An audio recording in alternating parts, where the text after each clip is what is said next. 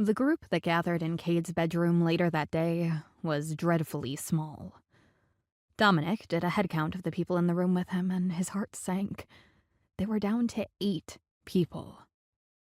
8 out of over 50. The low number was disheartening, and he fervently hoped that some of the others had managed to slip out of their houses and get out of Woodside before the military bombed the place.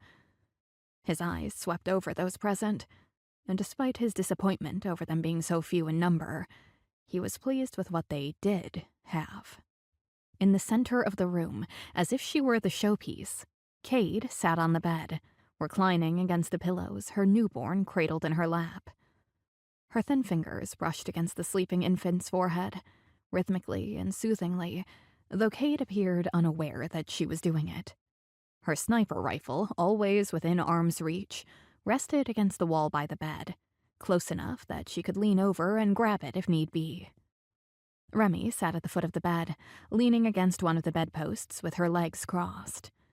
She had a short-bladed knife in her right hand, twirling it between her fingers. Her dark hair was pulled back into a loose ponytail, and she looked relaxed. Dominic wondered if the aspirin she'd taken had finally helped her headache ease off. She caught him looking at her and smiled, then twirled the knife and tossed it into the air, catching it by the hilt. He returned her smile. Jude and Sadie sat against the edge of the dresser side by side. Jude had his arms folded over his chest, staring at the floor as if he were deep in thought, an unhappy expression on his face. Sadie had her hands braced against the dresser, and she stared at Cade with a look of determination almost equal to the other woman's. Her expression surprised Dominic. He hadn't known she felt so passionately about Cade's cause. She barely knew any of them. Still, the look was there, and it was undeniable. Both of the twins were outfitted as if they were ready to go to war, their Kevlar vests velcroed on and their weapons holstered and sheathed and strapped in place. Keith was propped against the wall beside the dresser, his foot braced on the wall, knee bent, his head bowed as he wrote on a notepad with the stub of a pencil.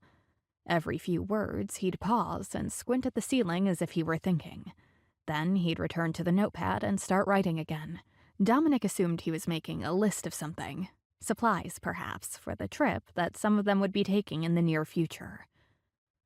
Derek and Isaac were the last two in the room. Both men stood near Cade's bed on the opposite side from Dominic, Isaac looking at Cade intently, and Derek looking annoyed. Dominic wondered who he was annoyed at, and he figured the likely culprit was Cade. She was stubborn enough to inspire annoyance in virtually anyone who crossed her path.